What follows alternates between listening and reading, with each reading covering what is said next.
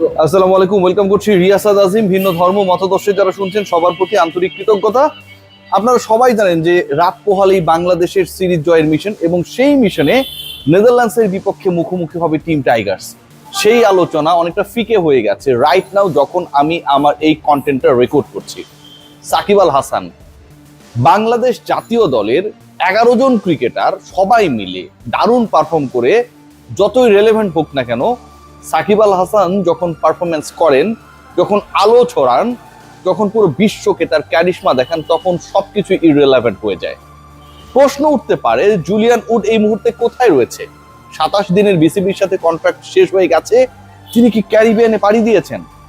5টা ছক্কা মেরেছেন, 5টা 4 মেরেছেন, 26 বলে 61 রান করেছেন, 235 স্ট্রাইক রেটে। যেভাবে অ্যান্টিগুয়া অ্যান্ড বারবুডা ফ্যালকনসের হয়ে সেন্ট লুসিয়া কিংসের এগেইনস্টে সাকিব আল হাসান সুনামি আজকে বইয়ে দিয়েছেন ক্যারিবিয়ান প্রিমিয়ার লিগে, এক কথায় মনে হতে পারে জুলিয়ান উডস তাকে ওই পাওয়ার হিটিং শেখানোর জন্য হয়তো উড়ে গিয়েছিলেন ক্যারিবিয়ানে। যেই সাকিব আল হাসানকে বাতিল মনে করা হয়, যেই সাকিব আল হাসান স্বীকৃত ফ্র্যাঞ্চাইজ লিগগুলোতে আর কখনো সুযোগ পাবেন কি পাবেন না সেটা নিয়ে শঙ্কিত হতে হয়েছে নানা সময়ে, সেই সাকিব আল হাসান এখন থেকে মোটামুটি 4-5 দিন আগে মুখোমুখি হয়েছিলেন যে ম্যাচটায়, সেই ম্যাচে ম্যান অফ দ্য ম্যাচ হয়ে যান। 25 রান করেন, 3টা উইকেট নেন প্যাট্রিয়টসের এগেইনস্টে। সেই সাকিব আল হাসান পরের ম্যাচে আবারও ঝলক দেখানোর চেষ্টা করেও ব্যর্থ হয়েছিলেন, 13 রান 1 উইকেট। আর এই ম্যাচে যা করে দেখালেন তাতে সাকিব আল হাসান বাংলাদেশের 11 ক্রিকেটারের থেকেও তার দিনে অনেক বেশি রেলেভেন্ট হয়ে যান।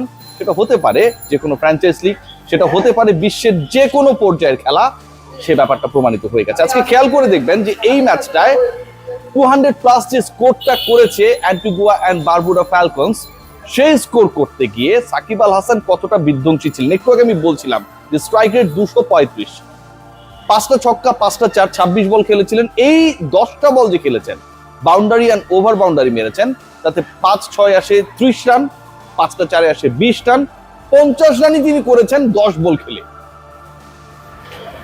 শেষ দিকে ফ্যাবিয়ান অ্যালেন তিনি খুব ট্রাই করছিলেন বিধ্বংসী হবার জন্য, সাকিব আল হাসানের মতো করে ব্যাটিং করবার জন্য, স্ট্রাইক রেটে তাকে পিছনে ফেলার জন্য, কিন্তু শেষ পর্যন্ত তিনি পারেন নাই।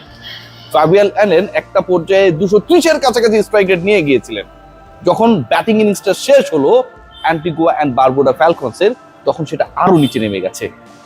ক্যারিবিয়ান প্রিমিয়ার লিগে, ক্যারিবিয়ানে, উইন্ডিজে, যেখানটার ব্যাটাররা পৃথিবীর যে কোনো ব্যাটিং লাইন আপের থেকে বিধ্বংসী, সেখানটায় গিয়ে আমার দেশের সাকিব আল হাসান 235 স্ট্রাইক রেটে ব্যাট করেন, যাকে আমরা বাতিল করে দিই। ভাবতে অবাক লাগে যে সাকিব যেই ম্যাচে ম্যান অফ দ্য ম্যাচ হলেন, সেই ম্যাচটায় তিনি একটু বল করার সুযোগ পেয়েছিলেন। আমি যদি স্পেসিফিক ডেট ধরে বলি, তাহলে সেই ডেটটা হচ্ছে অগাস্টের 24 তারিখ।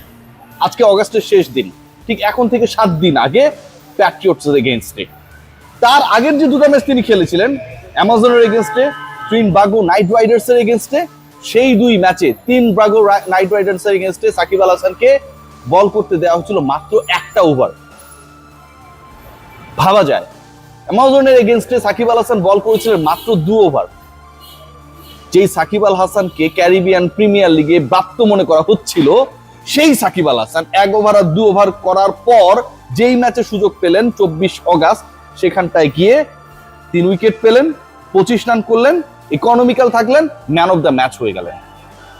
সেই সাকিব আল হাসানের সেই পারফরমেন্সটাকে যারা ফ্লুক মনে করেছিল, তিনি আজকে যেটা করে দেখালেন, আগামীকালে বাংলাদেশের নেদারল্যান্ডসের বিপক্ষে ম্যাচ শুরুর আগ পর্যন্ত এই হাইলাইটসটাই সবার চোখে ভাসবে। খেয়াল করে দেখুন যে তিনি অ্যাটাক করেছেন কোন বোলিং ডিপার্টমেন্টকে। অনেকে বলতে পারে যে আসলে ওখানটায় ভালো টিম না, ভালো বোলিং অ্যাটাক না, ক্যারিবিয়ান প্রিমিয়ার লিগ তো আসলে আমরা ফলো করছি না।